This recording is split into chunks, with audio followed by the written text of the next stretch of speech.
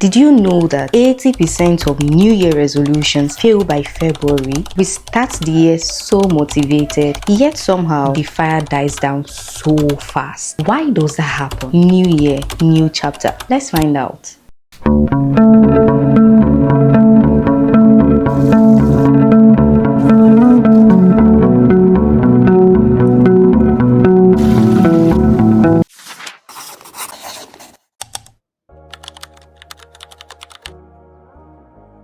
I have noticed a pattern towards the end of the year. People start feeling uneasy, questioning if they did enough. There is this weird tension in the air. Some people feel accomplished, while others feel like the year slipped away. Then January comes and boom, it's all new year, new me. Suddenly, everyone wants to start fresh. But by February, it's like reality hits. That initial fire starts to fade. The same people who were excited to start fresh begin to feel overwhelmed, stuck, or even discouraged. Now, here is a question. Why is that?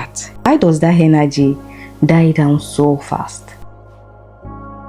At the start of the year, there is so much energy. People make vision boards, set goals, and this year will be different. But then, as the days go by, the excitement fades. The goals seem harder to reach. Before we know it, we're struggling to stay consistent. Why does this happen? And more importantly, how do we keep going from here?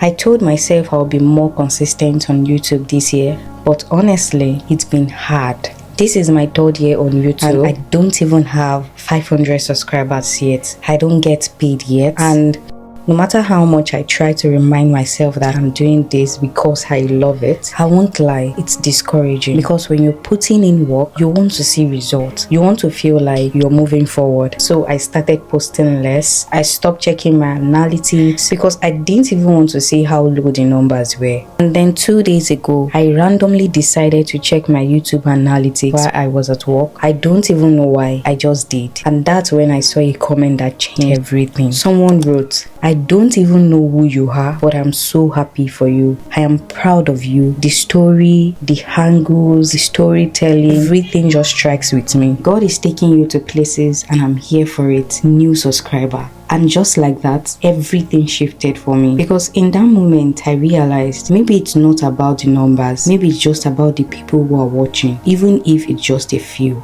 Even if I don't have a huge audience yet. And immediately, I thought about David. David was anointed as king, but for years, nothing changed. He went back to tending sheep. He was still in the wilderness. It didn't look like he was making progress, but he was growing. He was being prepared. Then one day, everything shifted. He was called to the palace, he killed Goliath, and suddenly it seemed like it was an overnight success. But was he? No. He had been growing all along, just not in the ways people could see. And that is when I realized maybe my growth isn't visible yet, but that doesn't mean it's not happening. Maybe your growth isn't visible yet, but that doesn't mean God isn't working behind the scene. Another story that strikes with me is the story of Joseph. Joseph had a dream that he would be a ruler, but what happened next? He was thrown into a pit, sold into slavery, falsely accused, imprisoned. For years, it looked like nothing was happening, but in reality, everything was happening. Because when the time was right, God elevated him in one moment, in the prison, right from the prison. What if my season of waiting is actually a season of preparation? What if yours is too? I almost gave up. I almost let numbers decide whether I will keep doing what I love. But now I see it differently. Maybe it's not about how big your platform is. Maybe it's about the impact you're making, even if it's just on one person. So if you're feeling like progress is too slow, if you're thinking of giving up because you're not seeing results,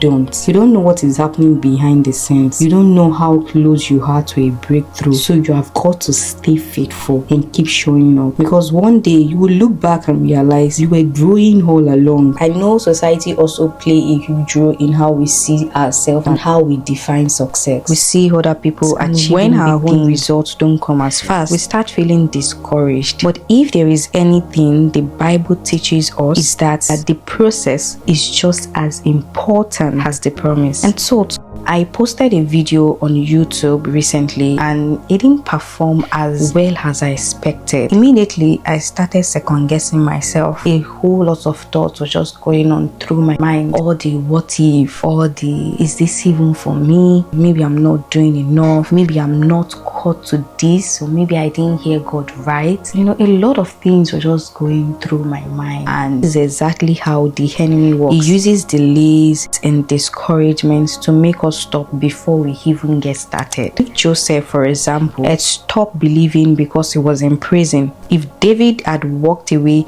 because he was stuck in the wilderness, they never would have stepped into their purpose. So here is my reminder to you: slow progress is still progress. Just because your results aren't instant doesn't mean you're failing. You don't have to have everything figured out today. And more so, stay faithful, keep building, and keep trusting God. Even when it feels slow, even when you're tired, even when no one is clapping for you yet, your season will come. This is how I get my comfort, and I truly believe and hope that you derive comfort. You get the same comfort from this. Your season will definitely come. So if you've been feeling that February slump again, let me know in the comment section, how do you push through when motivation start fading? Let's talk. Peace and enjoy the rest of the vlog.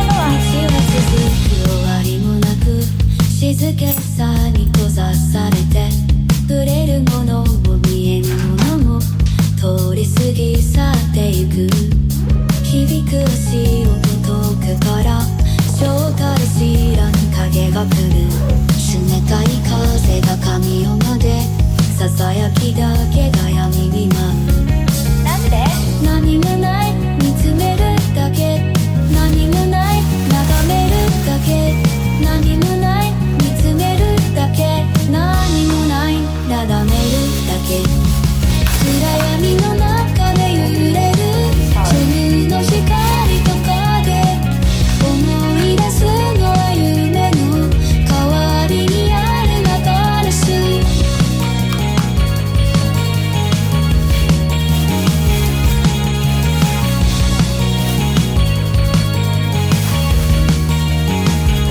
記憶の中いつだけ散る形のない思いの罠冷たい夜の孤独だけ心を締め付け続ける目覚めることのない夜届かぬ光をただ見る探すたびに